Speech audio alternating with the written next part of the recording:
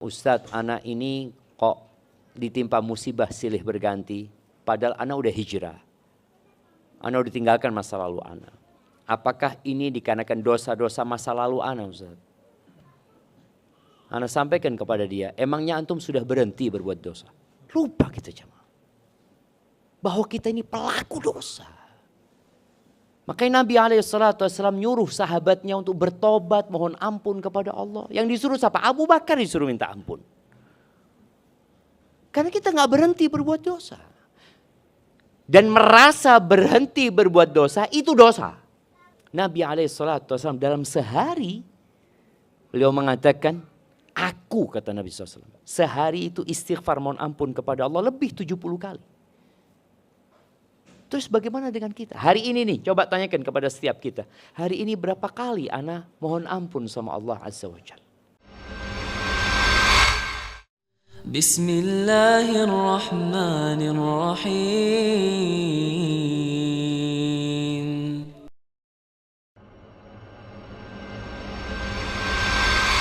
Kita belajar bukan untuk menambah wawasan. Bukan. Tapi kita belajar untuk diamalkan. Karena terkadang ada orang-orang yang sudah ngaji, dia mungkin 5 tahun dia udah ngaji. Coba ditanya, dari kajian-kajian yang ana hadiri, berapa persen yang sudah saya amalkan? Karena pernah ada seorang yang minta tambahan hadis kepada seorang muhaddis. Kan dulu ada orang-orang yang suka mengumpulkan hadis ya, sampai menjadi kitab-kitab. Tatkala dia minta tambahan hadis, ditanya sama gurunya, hadis yang sudah aku sampaikan kepadamu, engkau udah amalin belum? Diam dia. Karena orang yang mengumpulkan ilmu tanpa mengamalkannya sama persis dengan orang yang mengumpulkan harta. Karena ilmu itu dunia aja. Sampai diamalkan. Baru jadi akhirat. Ketika ilmu itu hanya didengar, hanya dicatat, tapi tidak berubah menjadi sikap dan amal, enggak ada gunanya. Quran yang dihafal itu dunia. Sampai diamalkan. Maka kata Nabi SAW, wal Qur'anu hujjatun laka au alaik. Quran itu akan menjadi pembelamu pada hari kiamat. Atau menjadi penuntutmu pada hari kiamat. Maka kita tahu, orang yang pertama kali jadi koreknya api neraka itu ustadz. Ustadz jadi koreknya api neraka. Alimun wa qari'ul Qur'an. Kata Nabi SAW, orang yang alim dan pandai membaca Al-Quran, hafal Quran dia. Tapi karena nggak diamalin. Ketika ditanya, saya belajar, saya mengajarkan lillahi ta'ala untuk mencari keridhaan Allah. Saya menghafal Quran juga untuk mencari keridhaan Allah. Ingat, niat itu amalan hati. Dan kita hafal tuh hadis, innamal a'malu binniyat wa innama likulli imri'in ma nawa. Faman kanat hijratu, hafal hadis itu. Tapi apakah kita sudah amalin? Ya, hari ini kita akan membahas tentang bekal terbaik. Kalau kita bicara bekal yang terbaik, pernah suatu hari di dalam hadis yang diriwayatkan Imam Tirmidzi dari Anas bin Malik radhiyallahu ta'ala anhu. Bicara Anas. Anas ini siapa jemaah? Anas bin Malik. Pembantu Nabi SAW. Berapa tahun dia membantu? 10 tahun ya. Jadi bapak-bapak, ibu-ibu kalau punya pembantu awet insya Allah. Tandanya majikannya baik. Insya Allah ya. Ya, Anas bin Malik adalah orang yang paling kenal dengan Nabi SAW setelah istri-istri Nabi SAW. Karena biasanya pembantu itu dipandang rendah. Pembantu itu dipandang dia butuh kerja. Dia cari duit di sini. Aku yang punya duit. Aku yang menggaji dia. Sehingga terkadang yang namanya majikan itu memperlakukan pembantunya semaunya. Dengan alasan apa? Dia yang butuh. Enggak, kita yang butuh sama mereka. Bisa dirasakan tatkala pembantu itu pergi meninggalkan kita waktu Idul Fitri umpamanya. Kita berasa yang ngerawat anak, yang kadang kalau ngurusin rumah, Allahu Akbar ya. Maka nih Anas memberikan pujian kepada Nabi SAW yang sangat indah sekali. Dan Aisyah radhiyallahu taala anha, istri Nabi SAW, ketika para sahabat datang mau tanya, gimana sih akhlaknya Nabi SAW? Kalau di luar orang lihat. Nih para suami ini akhlaknya kalau di luar semua orang tahu. Fulan, aduh ketahu lah kita kenal sama Fulan. Tapi bagaimana di rumah? Nggak ada yang tahu. Siapa yang tahu? Ya istrinya. Dan tadi pembantu tadi. Ketika Aisyah ditanya tentang akhlak Nabi SAW, kata Aisyah, kana khuluquhul Quran. Akhlak Nabi itu Quran tuh. Engkau lihat perintah apa saja ada di Al-Quran, beliau orang yang paling pertama mengamalkannya. Larangan yang ada di situ, beliau orang yang pertama meninggalkan. Adab-adab yang dianjurkan di situ, beliau yang pertama mempraktekkannya. Jadi kalau mau tahu akhlak Nabi SAW, baca Quran udah. Tapi ini ada orang, cerita Anas bin Malik, orang ini datang menjumpai Nabi SAW, lalu mengatakan, ya Rasulullah, wahai utusan Allah ya, alaika salatu wassalam, ya Rasulullah, inni uridu safaran, fazawidni. Sesungguhnya aku ini sedang mau melakukan perjalanan. Kasih aku bekal ya Rasulullah. Ini orang minta bekal sama Nabi SAW. Kita kalau bicara bekal, kira-kira apa yang akan kita berikan kepada anak kita kalau mau melakukan perjalanan? Kita kalau mau berangkat mungkin liburan, kita tahu apa yang akan kita persiapkan. Nih rombongan jamaah haji yang masih menunggu visa.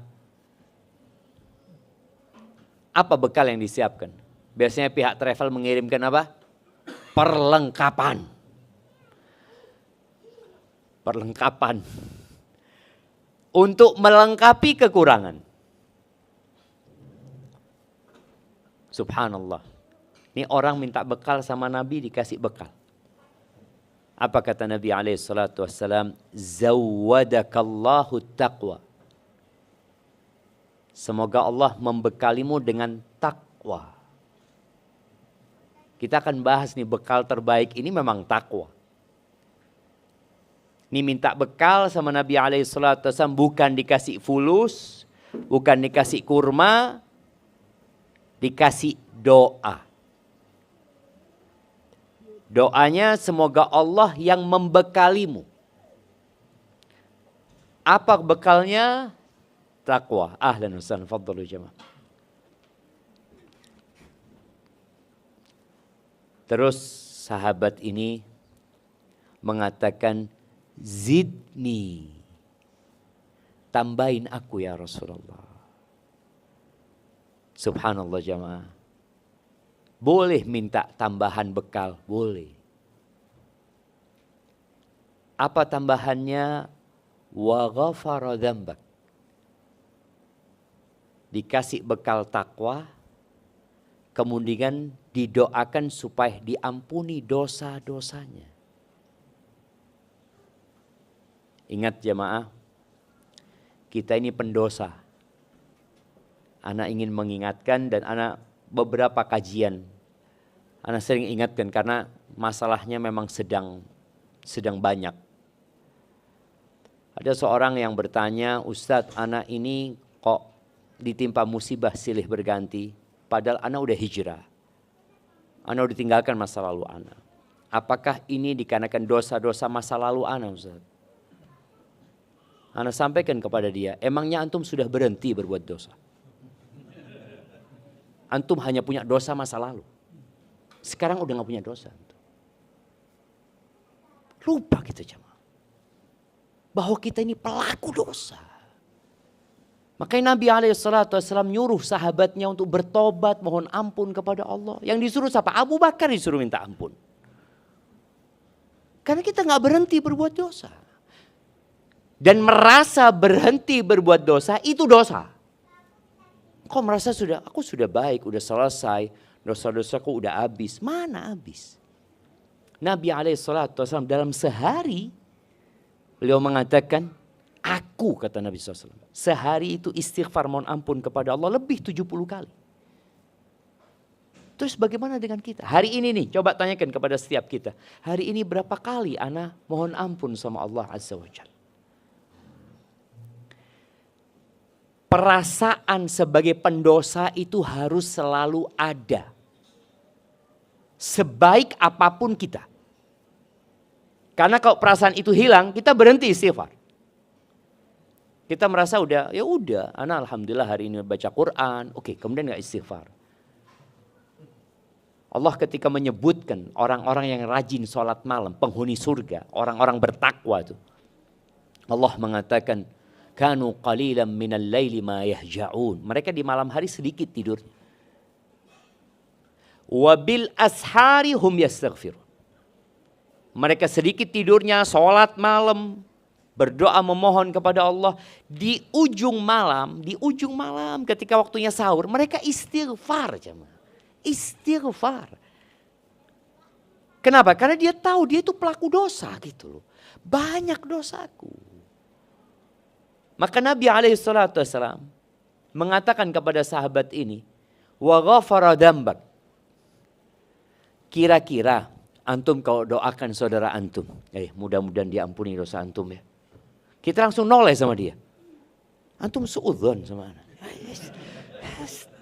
Subhanallah. Emangnya kita gak punya dosa? Itu perasaan ini bahaya sekali ya. Perasaan sudah merasa baik, merasa sudah banyak ketaatannya, kemudian merasa tidak berbuat dosa. Ya udah. Kita ketika ditegur sama orang, didoakan semoga Allah mengampuni dosa-dosamu, maka kita akan sakit hati dengan orang itu. Karena merasa orang itu buruk sangka, padahal enggak. Ana antum sama-sama pendosa. Wallah jamaah. Kalau dosa itu ada bekasnya di wajah kita, kita gak akan kumpul di tempat ini. Kita akan malu ketemu orang jamaah. Tapi yang jadi masalah ada sebagian orang yang berbuat dosa tapi gak tahu kalau itu dosa. Dia merasa enggak. Maka semoga Allah SWT mengampuni dosa-dosa kita jemaah. Nih, yang pertama bekalnya apa? Semoga dibekali takwa.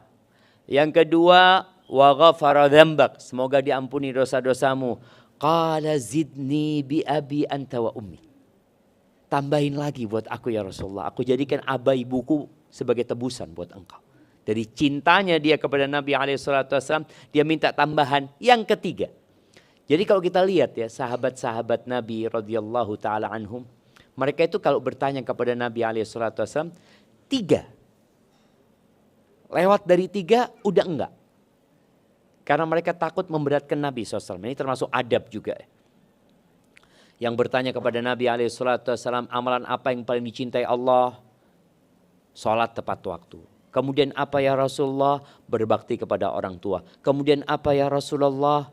Jihad di jalan Allah. Terus berhenti sahabat ini. Sudah cukup. Nah, ini minta tambahan lagi yang ketiga.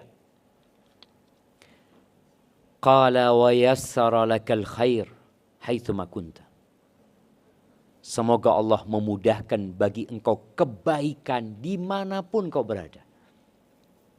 Dimudahkan kebaikan baik dalam urusan agama atau urusan dunia. Subhanallah, ini bekal yang diberikan Nabi SAW kepada sahabat ini. Maka semoga itu jadi bekal kita. Jadi kalau bicara sebaik-baiknya bekal, Allah berfirman di surat Al-Baqarah ya, ayat 197. Ini berkaitan dengan haji jemaah. Kita itu nggak boleh rafath, ngomong jorok itu sekarang. Mau haji, mau nggak haji, nggak boleh kita melakukan itu. Kita nggak boleh juga berbuat maksiat sepanjang tahun. Tapi di bulan-bulan haji dan dalam pelaksanaan ibadah haji, bulan haji ini 2 bulan termasuk bulan haram ya. Syawal bukan termasuk bulan haram. Yang termasuk bulan haram, Dzulqa'dah, Dzulhijjah. Berbuat dosa di bulan haram ini nggak sama loh dengan berbuat dosa di waktu lainnya. Kemudian wala jidala fil hajj. Dan nggak boleh berbantah-bantahan, bertengkar dalam melakukan ibadah haji. Kita sekarang pun yang nggak berangkat haji nggak boleh berbantah-bantahan. Bahkan Nabi SAW mengatakan, ana za'imun bi baitin fi rabadil jannah liman tarakal mira'a wa in kana muhiqqan. Kata Nabi SAW, aku menjaminkan sebuah rumah di pelataran surga. Subhanallah jemaah. Jadi di surga itu rumah banyak macam dan modelnya. Lokasinya beda-beda. Kayak kita di dunia ini, ada orang punya rumah di sini, nanti punya rumah di puncak, punya rumah di mana, ada punya rumah macam-macam. Di surga pun ada banyak. Nih, rumah fi robadil jannah, di pelataran surga. Buat siapa? Liman tarakal mira'a wa in kana muhiqqan. Bagi orang yang meninggalkan debat, walaupun dia benar. Jadi ada debat yang perlu dilakukan, ada debat yang perlu dihindarin. Karena ada debat yang hanya membuat keributan. Sama-sama nggak punya ilmu, sama-sama ilmunya pas-pasan. Yang satu mengatakan, oh nanti kalau Idul Adha bergabung dengan hari Jumat, wajib sholat Jumat nggak? Wajib. Tetap wajib sholat Jumat. Yang satu mengatakan, oh enggak wajib. Padahal masalahnya memang ada khilaf di antara para ulama gitu loh. Ada yang ulama tetap mewajibkan sholat Jumat. Tetap wajib sholat Jumat. Di antaranya madhab Maliki, Hanafi, Al-Imam Syafi'i, madhab Syafi'i juga mewajibkan. Kecuali buat orang-orang yang mungkin tinggalnya jauh dari perkotaan. Itu enggak, kalau sudah sholat Id enggak perlu sholat Jumat. Tapi ada yang mengatakan enggak apa-apa, enggak sholat Jumat. Berdasarkan hadis Nabi SAW ketika beliau mengatakan kepada para sahabatnya yang hadir sholat Id, yang mau sholat Jumat silahkan, wa inna mujmi'un insyaallah. Kami akan sholat Jumat. Jadi Nabi Masjid Nabawi tetap mengadakan sholat Jumat. Memang mungkin sebagian mengatakan pendapat ini yang lebih kuat. Iya. Tapi kalau ada orang mengatakan tetap wajib sholat Jumat, antum gak usah ribut sama dia. Ribut akhirnya gak bertegur sapa lagi. Enggak, sudah. Selamat tinggal. Sudah, apa urusannya gitu loh. Makanya tadi ada perdebatan itu yang bisa dilakukan oleh orang-orang yang ahlul ilm. Karena sekarang banyak perdebatan itu dilakukan oleh warganet dan netizen. Komentar ini terus, ya Allah, ana ngomong. Kalau diem selesai urusannya. Makanya Allah Azza wa Jalla mengatakan fas'alu ahla dzikri in kuntum la ta'lamun. Ada juga yang mengatakan kalau sudah sholat Id enggak wajib sholat zuhur. Betul jamaah. Ada. Karena sholat Id itu pengganti sholat Jumat sudah. Kalau Jumat sudah nggak dilakukan, Jumat itu pengganti sholat zuhur. Loh, antum kalau mau ribut sama orang, kalau nggak punya ilmu tadi, akhirnya berantem sama dia. Wah, antum ini madhab menyesatkan. Gimana nggak wajib sholat zuhur? Gitu dia. Baik. Namun ketika pelaksanaan ibadah haji, pertengkaran itu lebih mudah terjadi. Karena kita akan berdesak-desakan. Kita akan berebut tempat yang sama. Multazam itu cukup berapa orang? Nah, multazam itu cukup berapa orang? 3, 4 paling banyak. Yang mau ke sana berapa orang? Antum bisa bayangin. Ada kawan kita cerita dia, ana nunggu setengah jam nih orang. Nggak selesai-selesai. Ketika dia selesai, dia mengatakan ana maju Zat. Ana nempel kayak ada magnet yang menyerap Zat. Nempel minta sama Allah Subhanahu wa taala. Orang kalau sudah di situ lupa. Kadang-kadang di belakang, ayo gantian. Gantian. Akhirnya ribut. Gak jadi doa, bertengkar di situ. Betul jemaah. Itu terjadi. Tahun lalu, kita di Mina, Allahu Akbar. Tenda di Mina waktu itu over kapasitas. Yang isinya 100 diisi 140 ya. Yang sebagian orang tidur, ribut, kami datang duluan. Ini. Akhirnya mereka gak jadi ibadah. Sudah wala jidala fil hajj. Gak usah ribut, gak usah berantem. Tinggalkan perdebatan itu walaupun antum benar. Kalau memang dilihat gak ada gunanya debat itu. Yang ada berantem. Dan berantem sama saudara kita sesama muslim. Lalu Allah mengatakan, silakan dilanjutkan. Artinya?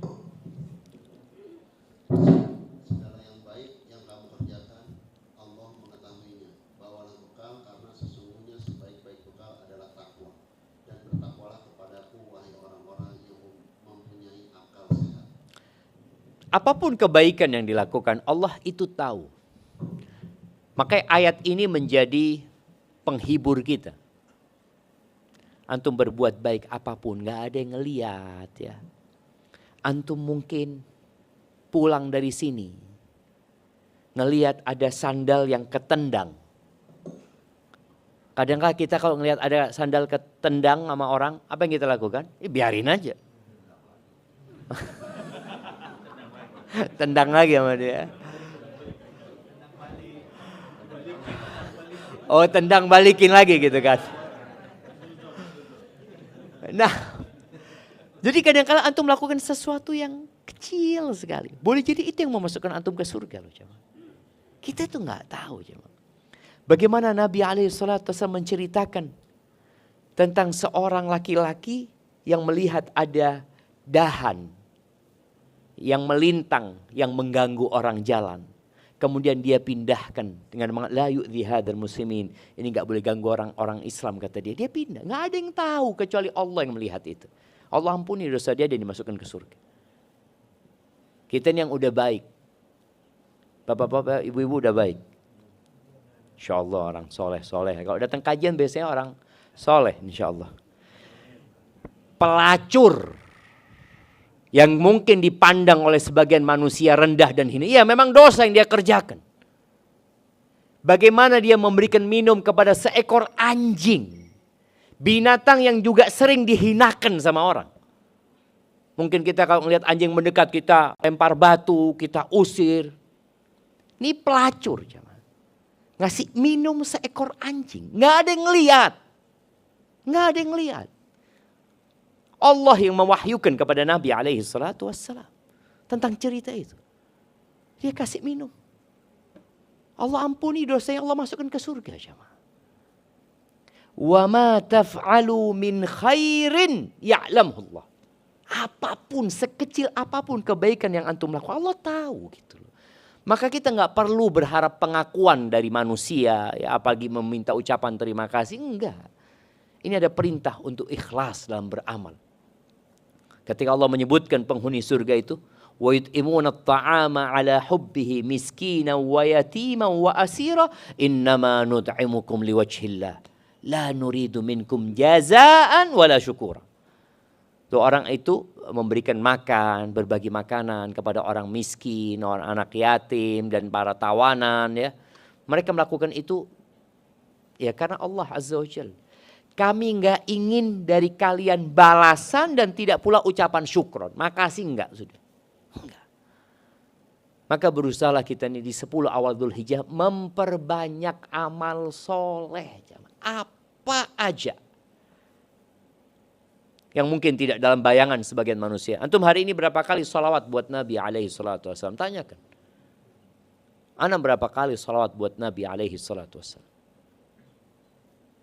100? Kayaknya nggak nyampe Ustaz. Berapa? Kayaknya waktu sholat tadi itu. Sahih. Kita tuh kadangkala berlalu sehari salawat buat Nabi alaihi salatu wassalam hanya waktu sholat tadi itu. Hanya waktu sholat. Lalu Allah katakan watazawwadu. Kalian berbekalah. Ya. Kalau kita lihat ayat ini ada hubungannya sama haji. Memang sebab turunnya ayat ini diceritakan ada orang-orang yang haji nggak bawa bekal. Katanya mereka kami orang yang bertawakal. Mereka mengklaim seperti itu. Padahal mereka berharap kepada kafilah itu. Di situ ada makanan, di situ ada minuman. Dia memang nggak bawa, tapi kan ada di sini. Dia nggak tawakal. Dia hatinya bergantung ke sana. Allah katakan bawa bekal. Orang berangkat itu bawa bekal. Kalau perlu air dan kita tahu haji itu buat yang mampu. Mampu itu apa? Yang udah mau berangkat haji ini.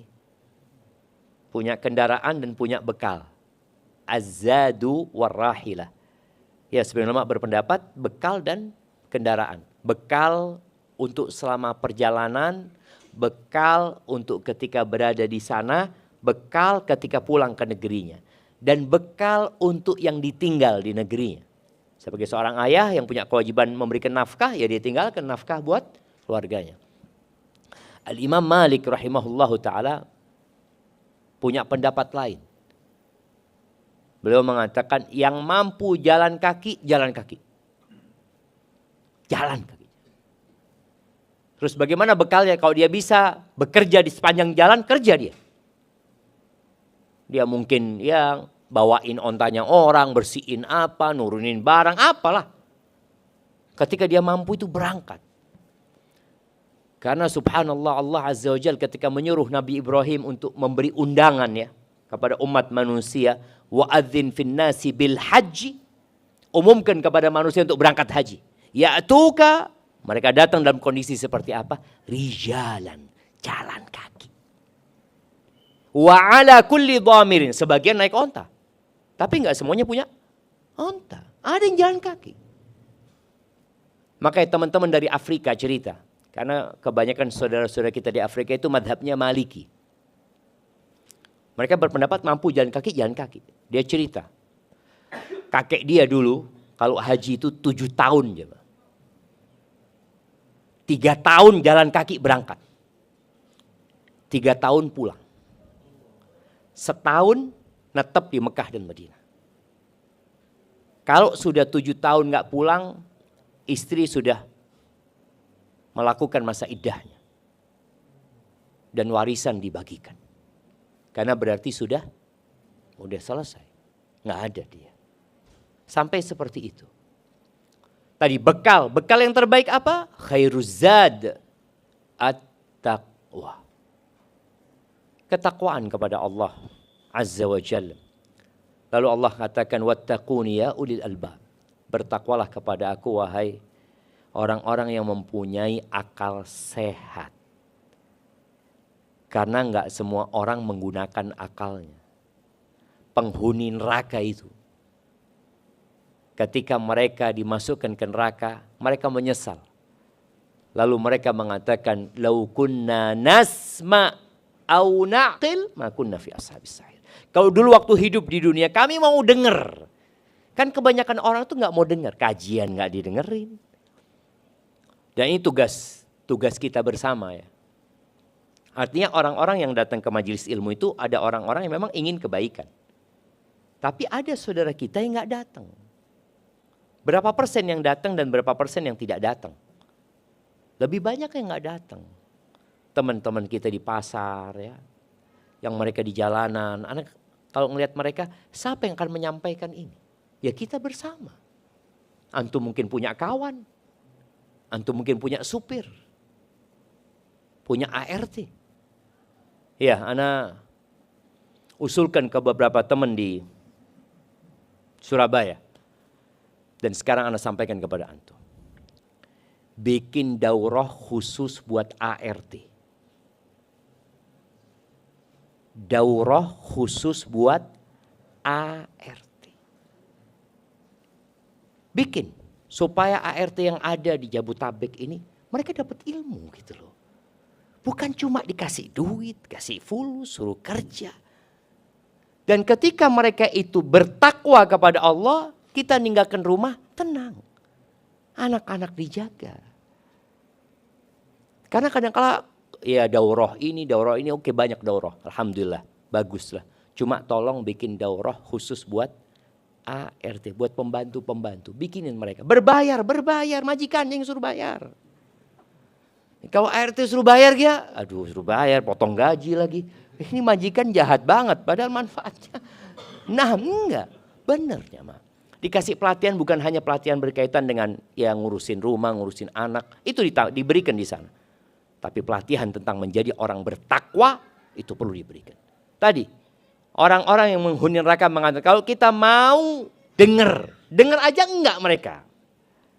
Aunaki, lalu kita mau memikirkan, kita enggak akan masuk neraka. Cuma dulu enggak mau kita. Sibuk dengan dunia kita.